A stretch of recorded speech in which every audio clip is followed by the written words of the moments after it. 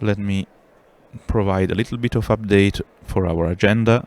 The session was meant to be moderated by the organizer of the session, Hannah Draper, that unfortunately had a last-minute impediment. So I will be taking over the moderation. My name is Luca Belli. I'm professor at FGV Law School, where I direct the Center for Technology and Society at FGV. I was supposed to be a speaker of this panel, but I will also moderate it. Together with me, Alexandre Barbosa, who is here with us in person, who is a researcher at the Weizenbaum Institute of the Berlin University of Arts. And with us online, we will have Saroja Sundaram, who is Executive Director of Citizen, Consumer and Civic Action Group, which is a 39-year-old civil society organization based in Chennai, India. And then we will have Ritul Gaur, who is Policy Advisor for the Digital Impact Alliance, DIAL. Now, to start our conversation, let me just provide a little bit of introduction to the topic, and then I will directly provide a little bit of insight from Brazil and India, and then I will pass the floor to my colleague and friend Alexandre, and then we will have in order Ritul and then Saroja. What are we speaking about when we speak about digital public infrastructure, or DPIs, that became a very hot topic since the G20 in India last year, where the Indian presidency did a very interesting job in bringing to the international floor this concept of DPIs that have been implemented, debated, and studied in India for almost a decade in the context of the India Stack, the digital transformation plan of India. And then they are spreading quite rapidly around the world with very good examples also from other countries, especially developing countries. We will see that Brazil has been not only experimenting but implementing with a certain success some of these DPIs. And so DPIs are digital systems that are interoperable. They are designed to be supposedly secure, and they are built on open standards, on open specifications, so that they allow the provisions of public services but also of private services through this infrastructure, this digital infrastructure that is public, right? But also we will see that this conception of public really depends, and it is not universally defined what is public. And the difference that I'm going to illustrate between India and Brazil actually provide a very good illustration of this. Brazil has become very well known in DPI debates for PIX. It's digital public infrastructure for payments. So usually there are three main categories of digital public infrastructures: digital IDs, digital payments, and personal data consent managers. India has been experimenting and implementing them for several years, all three of them, and actually is now in the process of implementing another one, the online digital network for commons, the digital network for online commerce, which is a sort of grand bazaar online built on a digital public infrastructure. So we will see that there are several types of the digital public infrastructure, but this specific workshop aims at discussing financial inclusion through DPIs. So the use of DPIs to build public infrastructure, digital public infrastructure for payments, right? And so here, my initial considerations that I'm blending with this introduction is that we really need to have a systemic approach to this to understand how they function, what are their benefits, but also what are their limits. And I think that the cases from Brazil and India illustrates very well, and I wrote a paper about this last year for the G20 in India, for the T20 actually.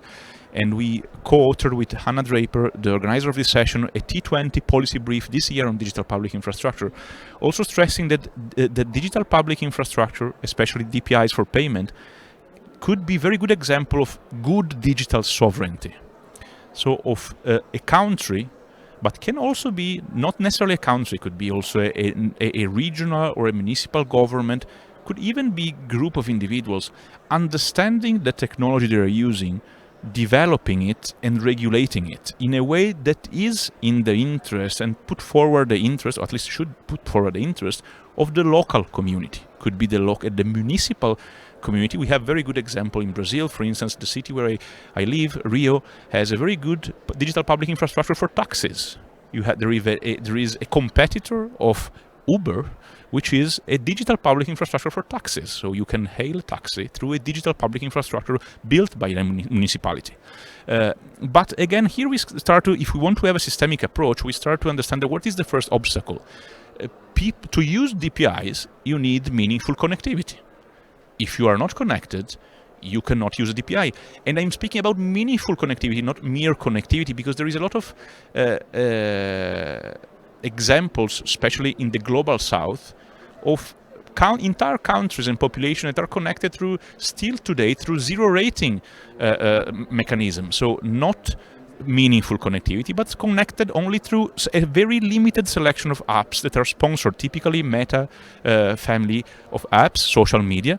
In this case, it is even if you have the best possible DPI built by the government, people will not be able to access it. So the investment in it is thrown into the bin. And that is Brazil is a very good example of this, because 70% of the population that is now, or 80, that is now connected, almost 80 connected to the internet, only 20% of them, they have meaningful connectivity. And so when the PIX was launched during the pandemic, PIX, our digital public infrastructure for payment, was created by the Brazilian Central Bank, which is an organ that understands very well these dynamics.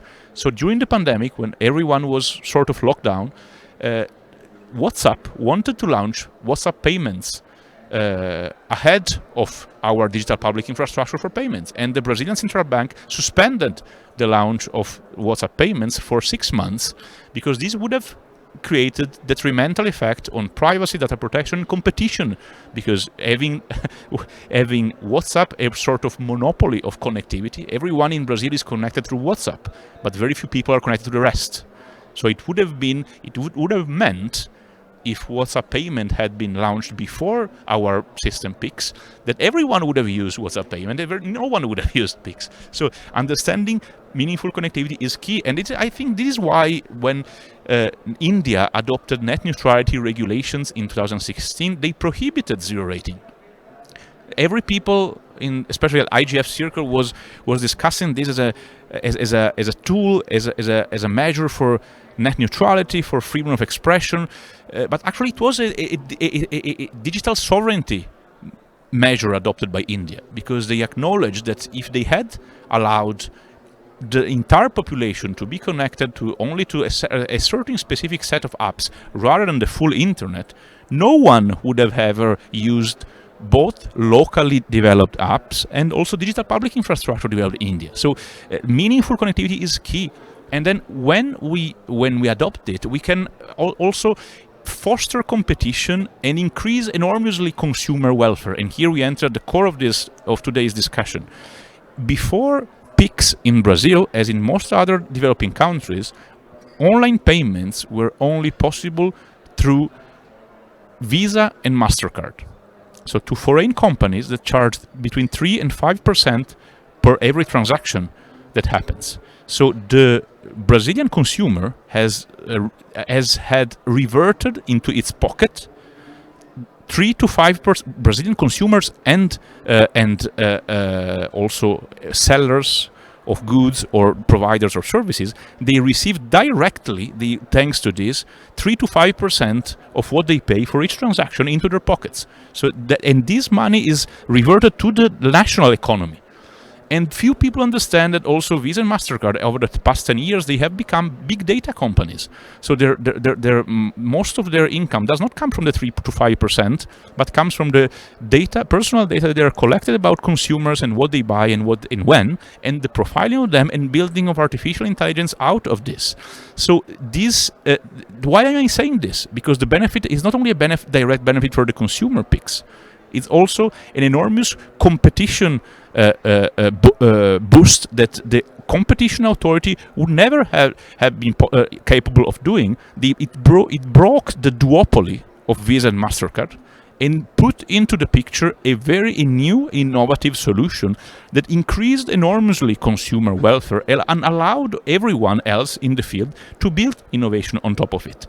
And this kind of competition measure would never have been possible through traditional regulation, antitrust authority analyzing the duopoly and sanctioning. That would not have been possible. So we have to understand also DPIs, and I think that in India this is very present narrative. DPIs as a tool of regulation.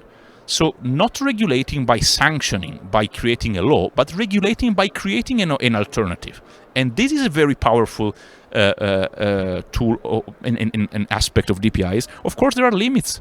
And again, here I don't want to speak too much, but just to conclude, a very final point that I want to stress is that the Brazilian experience, in my perspective, has improved the Indian payment digital public infrastructure (UPI), because in India this has been built and is currently still managed by a non-for-profit organization, the National Payment Corporation of India, and being not a public entity as in Brazil, which is managed by the Brazilian Central Bank, it's much less transparent and accountable. If you try to file a request to a freedom of access of information to a non-public entity, they will reply to you, "I'm sorry, sir, this is not a public entity, so we are not obliged to reply to you." So if I in Brazil, I ask to the Brazilian Central Bank to tell me which data about me do you have, with whom you are sharing them, what are your security measures, they are obliged to reply me. And if they don't reply, I can sue them because they are a public body and they have an obligation to be transparent and accountable. But if in India, an Indian consumer asks to the National Payment Corporation of India, "Tell me which data about me do you have and with whom do you share them?" They can perfectly reply to you, "We are sorry, sir, this is not a public body. We are not bound by law to reply to you." So it's very interesting to understand also the institutional context behind it. Of course, there is a rationale to have a non-for-profit building this. You can be suspicious of bureaucracies being very effective in building services. It's not really their cup of tea, so they might have problem, but it also represents risks. Now, not to speak too much, let me give directly the floor to my friend Alexandre Barbosa to have his insight, and then we can expand the conversation to our Indian friends. Thank you, Luca. Hello, everyone, both online and offline, here present. Unfortunately, we don't have here Hannah, the one who organized the session, and also Jordan, representing Co-Develop. Co-Develop is one of the main organizations behind this recent advancements of DPI worldwide. I mean, not speaking from a governmental perspective, but also from private and philanthropic services sectors. I will speak mainly regarding PICs in the Brazilian scenario, also considering all the dimensions beyond the design and the regulatory aspects of payment systems. But I'd like to emphasize first as this quite recent, as Luca clearly expressed here, boom of DPIs led by the G20 discussions in India, followed by Brazil this year, and likely to take place at South African presidency that just started a few weeks ago. So representing this IBAs, the India, Brazil, and South Africa dialogues within this BRICS structure, kind of setting the scene for how DPIs are really taking place, especially in developing contexts.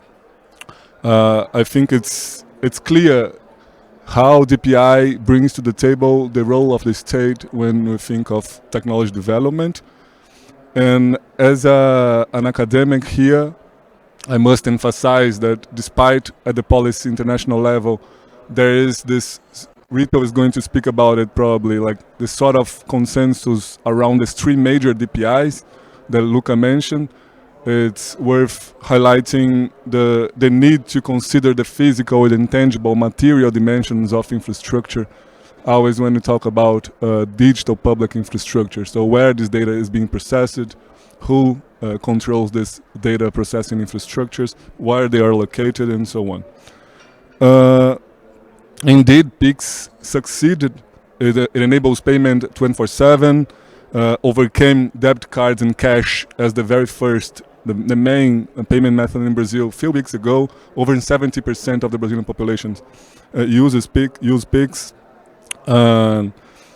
It reached 10 days ago 250 million transactions in a single day, accounting for over 120 billion Brazilian reais.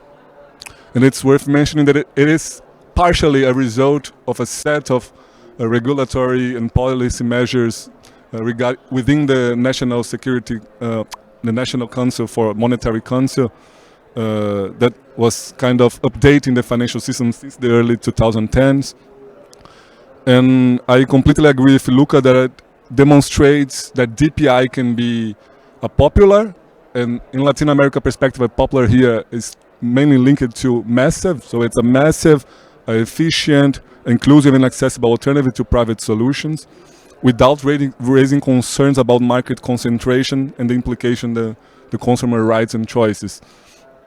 And also regarding somehow to consumer rights, but more in a macro level, it's the Brazilian Central Bank, the institution who develops and regulates PIX, stated that in September in Brazil, the Bolsa Família beneficiaries, the very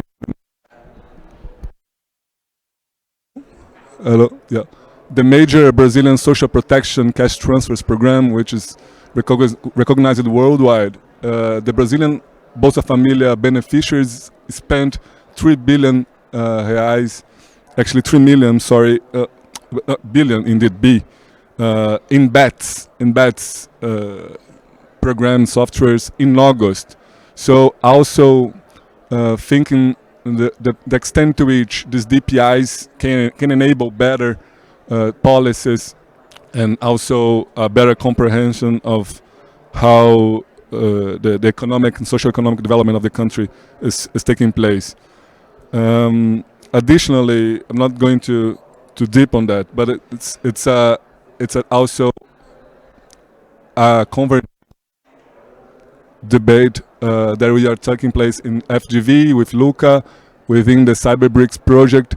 There is this convergence among DPIs and artificial intelligence that we can also think of the other way around. Also, artificial intelligence properly. Yes. Yeah. Yeah, and also the way around artificial intelligence to DPI, particularly in terms of embedding AI systems in a broader sense, also consider automated decisions softwares. Last week, a Brazilian private bank, Nubank, announced that they're going to be the very first PIX with embedded AI, exactly to integrate, to interpret clients' priorities and intentions, and also enable these automated transactions, and also using AI to detect risky data patterns and so on, but without an explicit risk impact assessment of this combination of AI and DPI. So it's something that we need to take a look in forward implementation of the brand new approved at the Senate AI regulation last week. And also concluding here, I'd like to provide a reflection on a broader view on digital literacy and financial literacy, this convergence that also can be pushed and enabled through DPI implementations and regulations. When I speak here about digital literacy, I'm speaking in a broader sense. Brazil developed BNCC, it's a national common curricular base that has among its main skills, competences, pillars, both critical thinking and digital skills. So not only being able to use a software or a digital tool itself, but knowing where this tool is has been developed and who controls it is also key here. And also, BNCC also encompasses different aspects of financial literacy, such as it mentions different times in the document, like exploring historical, social, and cultural dimensions of consumption, and so on. So there's also room for thinking of this convergence of these two already in place that can be also adopted in other countries and scenarios to converge this convergence on financial and digital literacy through DPI regulations. And but for this to actually take place, financial DPI promoters should also be promoters of educational DPIs, right? We also launched a T20 policy brief specifically regarding the need of developing this DPIs for education, not treating them as just sectorial application of DPI, but actually as key to promote this just mentioned critical digital literacy, and so on. And I have more here, but I'll generator. Thank you, Luca. Excellent, Ale. And so we can now directly pass the floor to our online speakers. First we have Ritul Gaur. Please, Ritul, the floor is yours. Can we have Ritul? Hi, Luca. Hi. Yes, Hi, we hi, can Luca. hear you Hi, very Ale. well. Can you guys hear me? Yes, we hear you very Thank well. you. Can we put also Ritul on screen? Can we put Ritul on screen? That'd be great. Thank you.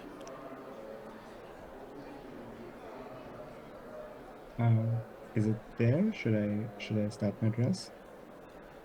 You can start. We can hear you very well. Our remote participation assistants are trying to have you on screen as well.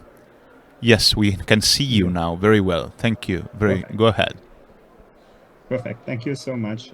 It's unfortunate that I'm not there, but right there in the third row is my colleague Ibrahim. So if you guys feel that there is anything that I said which is wrong or controversial, please catch him, and I'm sure he'll have more answers. But so I think I'm gonna start my address on something very interesting I came across on now X, on X few days back. It was the co-founder of my first job think tank, who recently tweeted that, who recently X'd that I think there's a need for a new consumer rights movement. Consumers have become so disempowered that there's almost no way to seek redress. And public policy has forgotten the consumer. And with that, it is so great to be on a panel where we're actually talking about consumer and DPI in the same length and breadth. I've been in this world for over 2 years now, but haven't really come across this in the same breadth. So I'm going to broadly talk about DPI first, and then dive into what does Indian DPI landscape looks like, particularly UPI, and then what does it mean to be a consumer in that sense. So Luca and Ale both talked about the benefits of DPI. We've seen how it has, in both Brazilian, Indian, Singaporean, a lot of African contexts, it has empowered users with giving them an identity. It has allowed them with the ability to transact in a fast and secure way. And most importantly, also allowed the storing and sharing of data and credentials to then avail a lot of other services. And unlike most other countries, India, Brazil, Singapore, etc., have done significantly well. But when we talk about India, it has not been an exactly easy journey, and a much remains to be done in our digital journey. To lay out what remains to be done, part of it, I think when we look at the Indian DPI story, we all know it works, and we've seen that well. But we don't know what happens the day it does not work, the day my transaction fails, the day my authentication fails. We honestly do not know what is the grievance redressal mechanism, because it's layered through so many things. There's the payment service provider, then there's an app on top of it, and then there's a grievances done by somebody else. So we don't really know what happens when this does not work. And I think it's a big learning for countries who are designing, who are just building out their systems. Think of it from get-go that your population has enough faith that when things do not work out to be, what really happens when it goes. So broadly laying out some challenges of UPI and what really does it constitute. UPI constitute 80% of digital payments in 2024 in India, with billions of dollars being exchanged. It is fantastic. There's a high amount of trust outside. There are ingenious solutions, which includes small voice box that pops up every time a small payment is made. But at the same time, UPI is also a financial crime hotspot. And to the extent that we don't even know what we're talking about here. There was a recent study by Dwara Research, a think tank in India, which highlighted the challenges in getting a grievance redress. And some of the findings were absolutely stark. Out of the 6 apps they surveyed, only four had a grievance redressal, in-app grievance redressal mechanism. And only one, and India is a huge country with many, many languages, and only 1 out of 4 had tutorials or FAQs in their native languages. So essentially, there's a lot of grievance redressal mechanisms out there, but only in English for a population that does not understand English. So some very interesting finding emerged. More men approach the grievance redressal mechanism than women. Apps almost have no support except in English, no vernaculars. All the FAQs are in English. Navigation issues. Grievance redress is hidden across multiple layers. It's actually very difficult to find where it is. It's not on your premium real estate where you can click and then actually go towards that. Documentation required. Sometimes the complaint mechanism is such that you can only lodge for a predefined complaint. You can't really write your issue. So you have to pick from what's out there. You can't really write. So often it does not even capture all the issues and the modalities of it. You can't do it via voice, you can't do it via text, etc. Also severely constrained. Some of these apps didn't even have a mechanism to track your ticket for the grievance that you had for. And now with this landscape, add on top of it that digital financial literacy is around 27% in India. UPI related frauds contribute to over 35% of the complaints to our National Crime Records Bureau. Can you believe it's 1/3 of our complaints to the National Crime Records Bureau is UPI related financial complaints. Incidents of domestic fraud in UPI rose by 85% as compared to the last financial year. So 85% jump. So and I think if you look at it, it's not just that the payments have become easier, the payment system has become sophisticated. It is that the fraudsters have become really smart. Like they can clone a screen, they can clone an app, they can let you click on a particular thing from far away.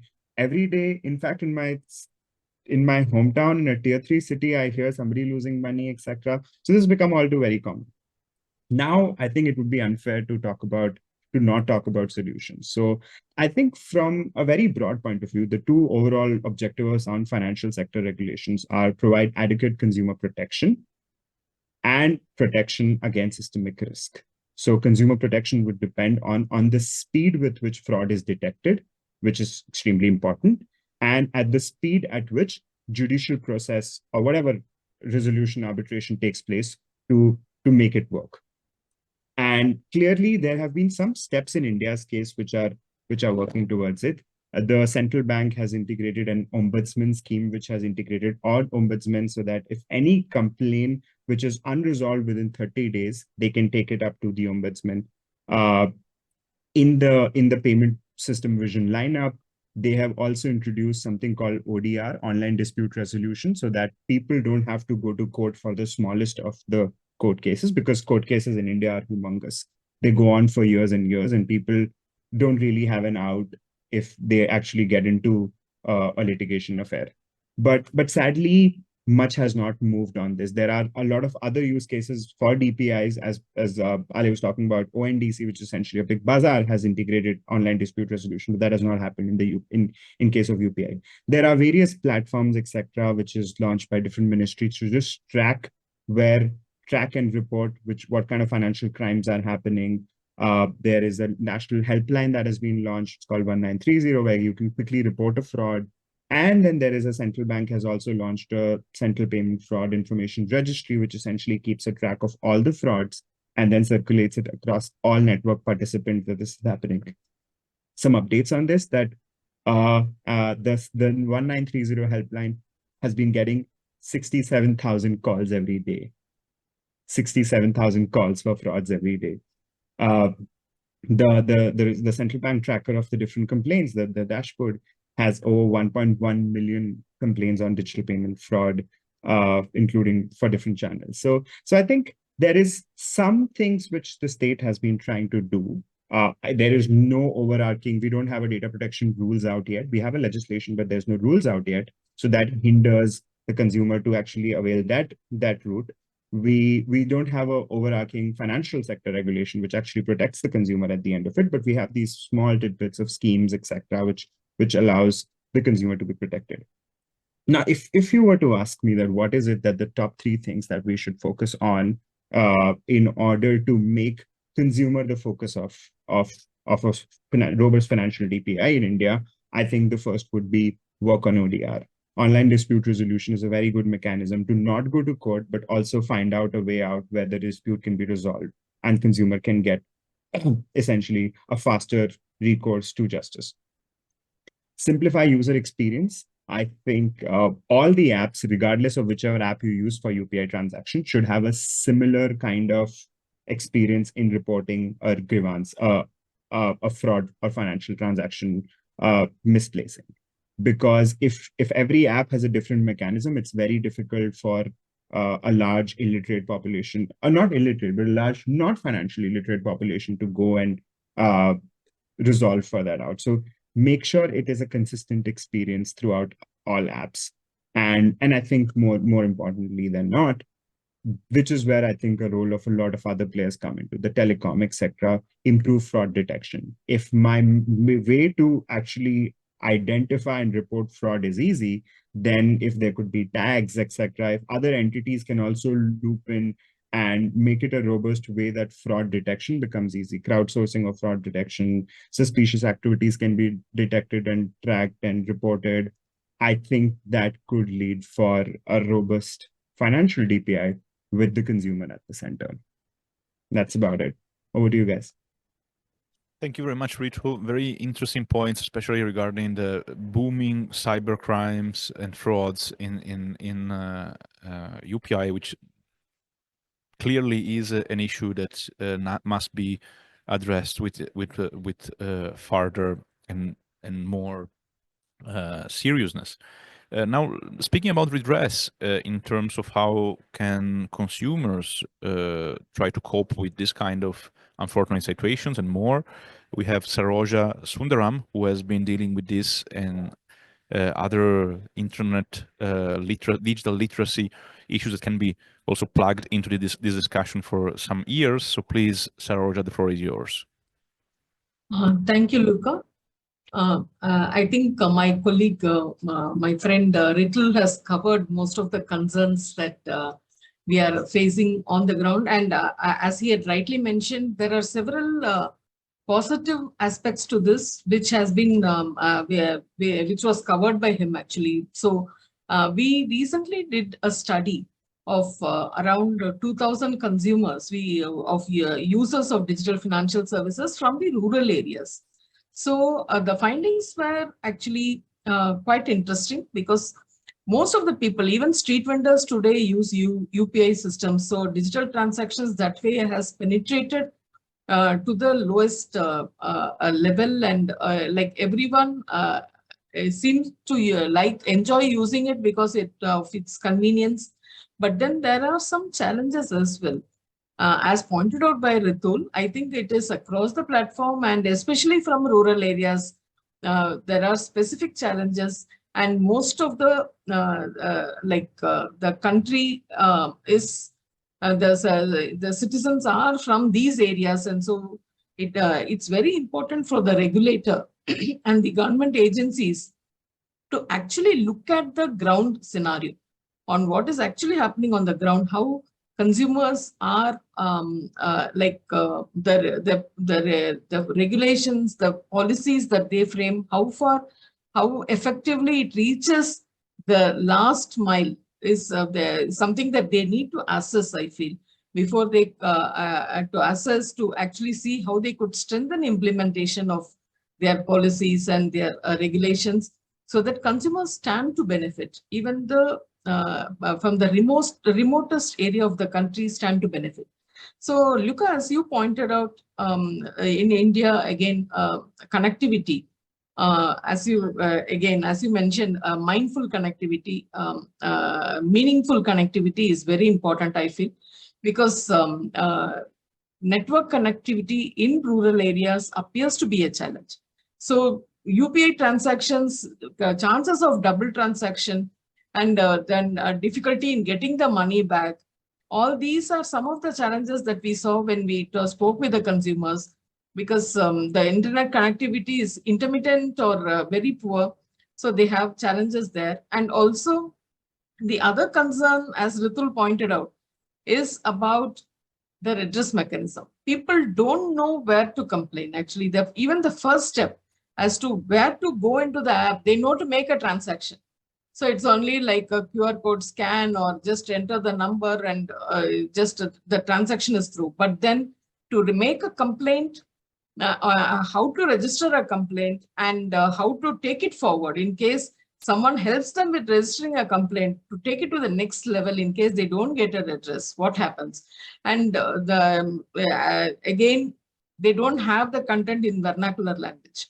So that proves to be a challenge. So especially from a country like India with multiple languages, it's very difficult for consumers actually. So that is another challenge that consumers don't know how to deal with. And digital literacy is very limited. So we need to have customized and tailor-made literacy programs for consumers. Only then it will be, and it should be a continued engagement.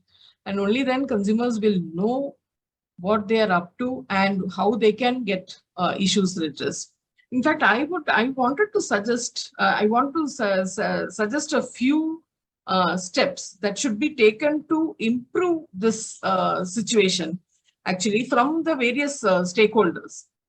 First is actually about accessibility and transparency. Consumer, when we talk about redress mechanisms, they should be easy to understand and should be accessible to consumers, and transparency about the process, about the timelines, about the eligibility criteria, and all these should be readily available to the consumer, so that it builds the trust, consumer trust. And user-friendly, the platforms should be user-friendly. That is also very important. So consumers should be easily, readily able to file complaints, track the status of their case, and receive guidance. And any kind of complaint they should be able to upload or inform someone about the. Not everyone will be familiar with the typing or writing. So they should be able to, there should be some other process, way by which they could actually record their complaint, so that they are, and they should have this multilingual support as well. And clear communication, actually provide consumers with clear communication about their rights, the steps in the redress process, and the outcomes should be available to the consumers. Similarly, timely and effective dispute resolution is very important. If that is not there, time-bound redressal, if it is not there, then it is going to be very difficult for consumers, which is what is happening today, unfortunately. And we need alternative dispute resolution also. Under the consumer protection law, we have mediation as an option for consumers to actually seek redress. So I think, and India, in the Indian government, the Ministry of Consumer Affairs is actively promoting mediation in all the consumer commissions, the consumer courts. Mediation centers are required to be made available so that consumers can get redress through mediation. Similarly, something like this online, some alternative dispute resolution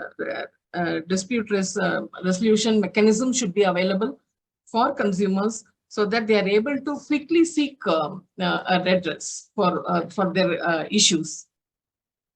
And compensation also. If the consumer is entitled to compensation or reimbursement, then that should also be processed quickly, so that they're not harassed further. They have already lost their money and they should not be harassed further. We do have certain regulations in place. It's not that there is nothing at all. We do have, when it comes to online transactions, there is the zero liability. There are situations where the consumer is totally responsible, limited liability of consumers. All these are there in place, but then it has to be time bound, whatever the redress mechanisms. They should not be further harassed, is what I feel. And I think the service providers, the financial institutions also have a role to play. They need to be actually more proactive to ensure that the citizens, if they face a problem, their issues are addressed. They should come forward to actually help consumers in such scenarios instead of actually immediately going on the defensive. This is what happens. So this is a challenge that needs to be addressed. And ombudsman. So in India, we have this body.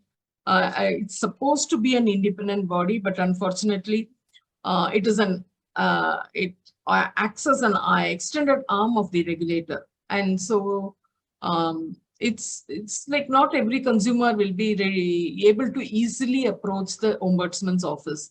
So this is another thing. They have to be independent. They need to stay away from the regulator, and they should not be housed inside the regulator's office, which intimidates a common man, actually. So I think that is something that that we should have.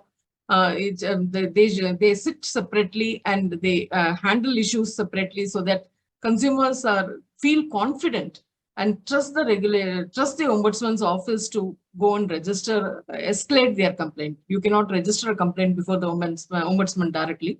So you need to exhaust all the other avenues, like approaching the branch or the service provider directly. And then there is this internal ombudsman mechanism as well, where they can escalate their complaint, and then as a next step, they can approach this integrated ombudsman who's available for the consumers. But then it's very important that they are independent, so that there is no bias. And another important thing that I feel is very important is the monitoring mechanism that needs to be in place. I think it's very important to continuously assess the effectiveness of redress mechanisms by collecting feedback from consumers. Consumers, when I say consumers, the different category of consumers: urban consumers, rural consumers, businesses, the bigger companies, and also the small vendors on the streets. To everyone, we should be talking, and we should be taking feedback on a regular basis. These regular audits and monitoring can ensure that the system remains responsive to the evolving challenges and are proved to be consumer friendly.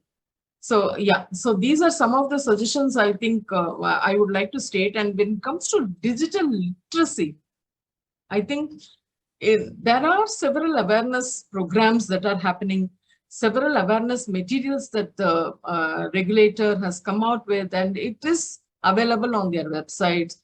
And some programs happen haphazardly here and there.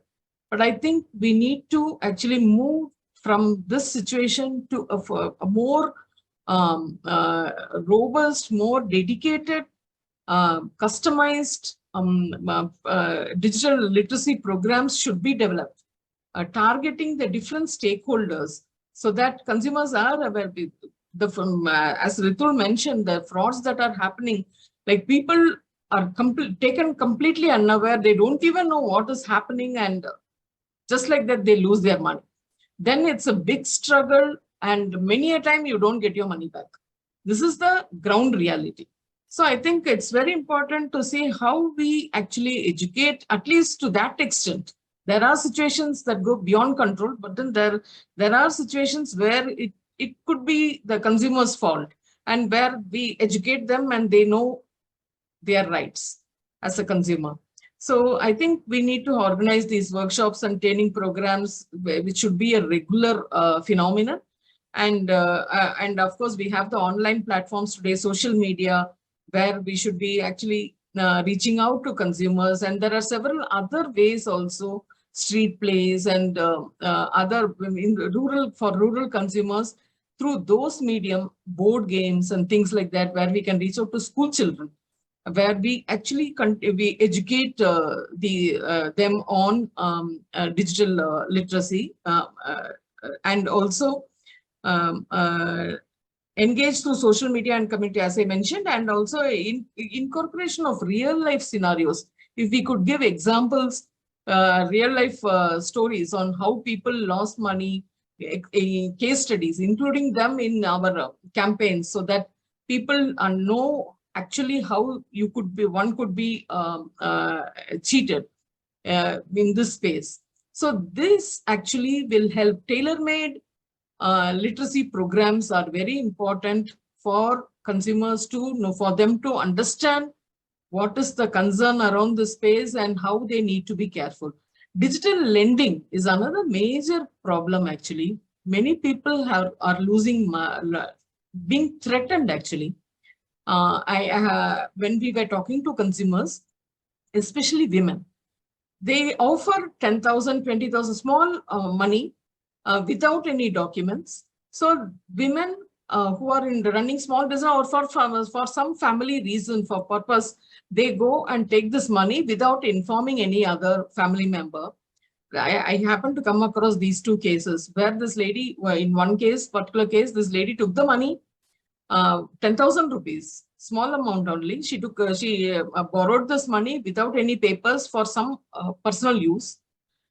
Later, what happened was the fellow started threatening her, telling her that he'll be posting her photo on social media and all. And so he kept taking money from her. She paid up to 60,000 rupees for the 10,000 that she had taken. And then beyond that also, when he started demanding money, only then she realized that she couldn't do anything more. And she went and told her husband about it. And then they went to the police, and these things happen. So I think this space needs to be regulated. It has to be addressed, because there are many, especially women, many people who are suffering because of this digital lending problem. So yeah, with this, I would like to conclude. And if there are any questions, I'll be happy to take. Thank you. Thank you very much. Thank you very much for this. And I'm sure there will be questions or considerations from the audience. We have here people in the floor that have been with us for the entire workshop. So if we have any considerations, questions, or even personal experiences that you would like to share to understand to what extent DPI can be consumer-centric or are not, or even to bring examples from your own countries, this is the moment actually where you can do so. So if you want, if anyone in the audience here in the room wants to contribute to the discussion, please feel free to raise your hand and add your 2 cents or 2 rupees.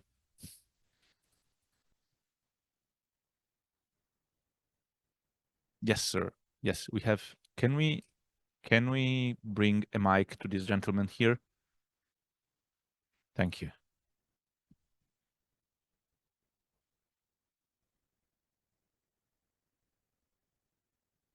Thank you. Thank you for the nice discussion and the nice presentations.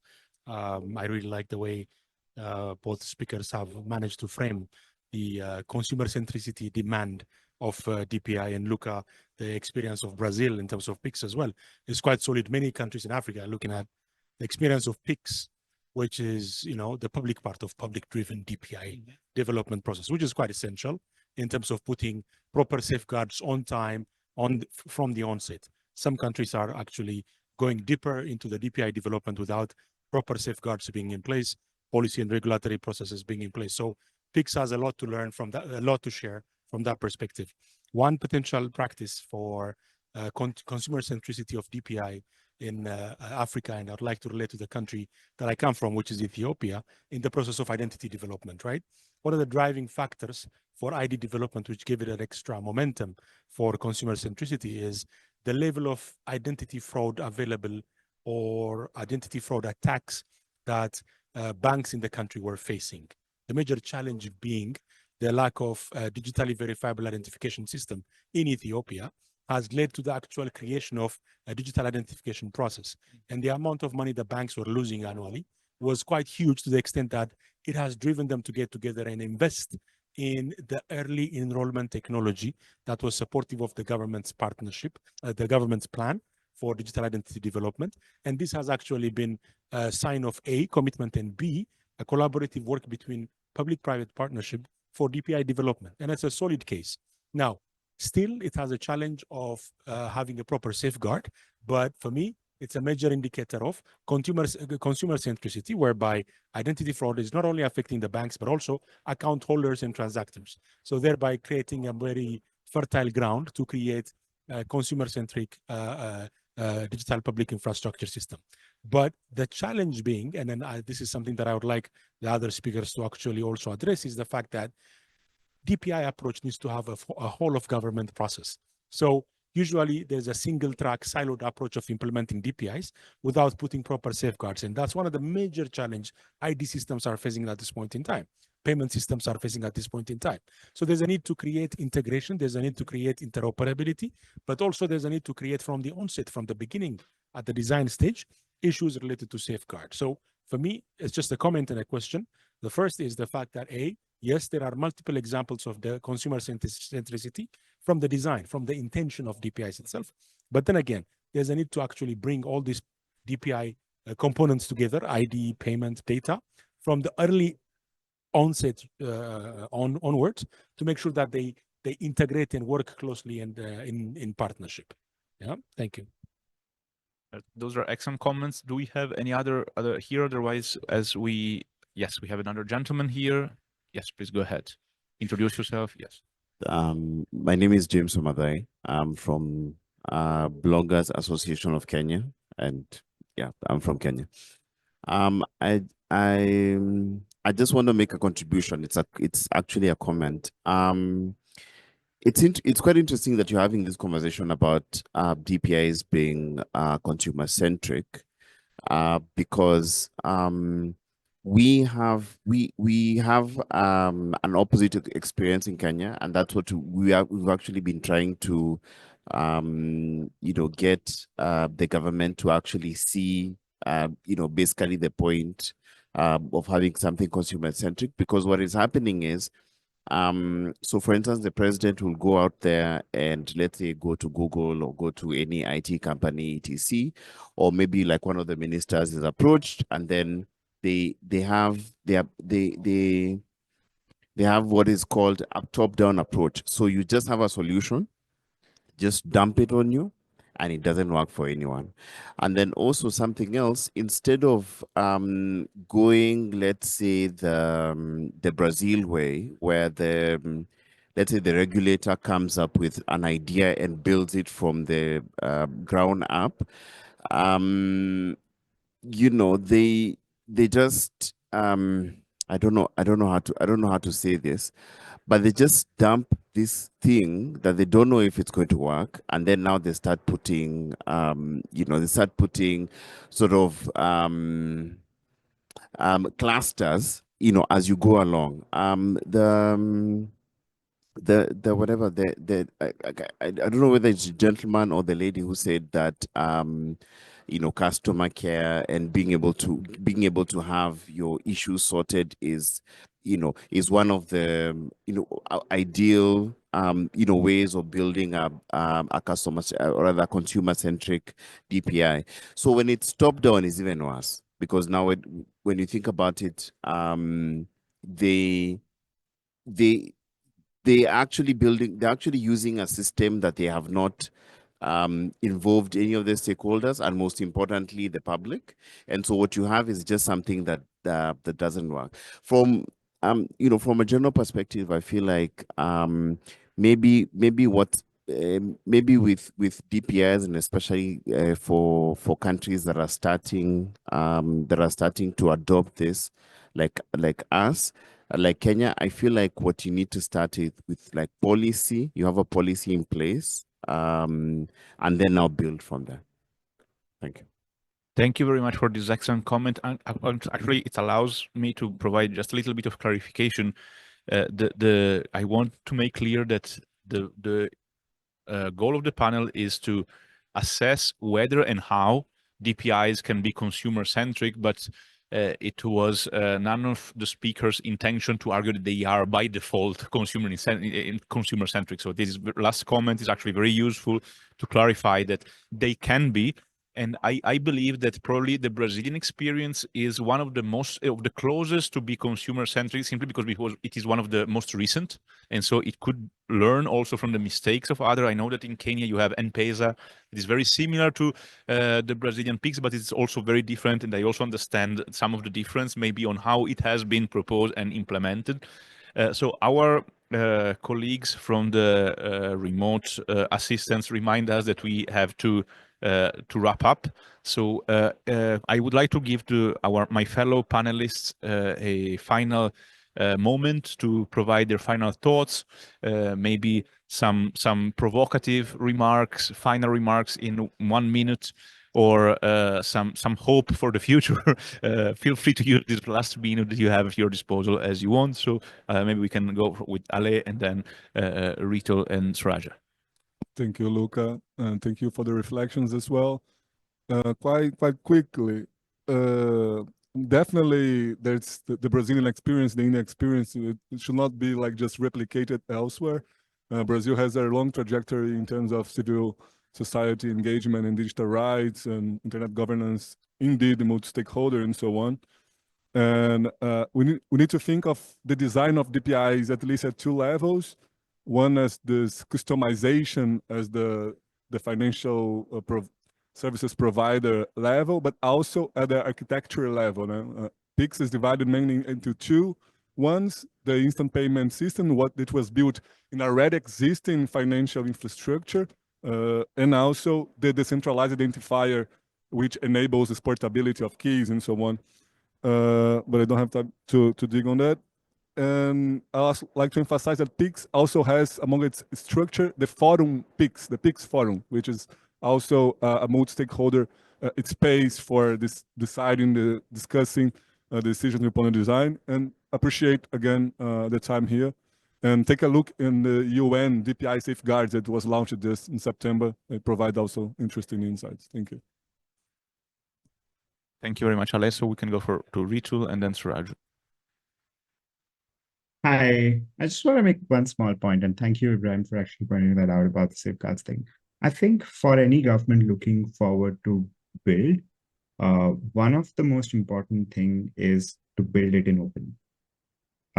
Every document, everything, if it's published in open, even if it's pricing, even if it's small tweaks in regulations, etc., as much as you can allow the documents to be out in open, you allow the civil society to analyze, criticize, etc., and then make the feedback box welcome and open. So I think build it open is something which is very critical. In India in 2014, they launched something called PLCP, which is pre-legislative consultation policy. For any legislation, any regulation, it has to be out in public for public comments for a minimum of 30 days. Otherwise, it cannot pass. So I think something like that, which if you're planning to build, because it's difficult to involve people like the scale of which democracies work in every small decisions. But if you can at least build it in open, I think you allow for a greater amount of transparency in the system. So yeah, that's it. Excellent. Thank you so much. This was a great experience. Saraju, please. Yeah. So I think we need to have an effective monitoring system in place, especially looking at vulnerable consumers, the concerns, like if you are going to have regular audits, then we will know where we stand in terms of, we in the sense the government agencies, the regulator, where they stand in terms of the implementation of their policies. And this will stand as a feedback for them to actually improve their system so that consumers stand to benefit. So yeah, this is what I think we need most. Fantastic. And I think with this word of optimism and hope for the future, we can close this panel. Thank you very much to all the participants. Very good discussion, and hope you have an excellent IGF. Bye-bye. Thank you.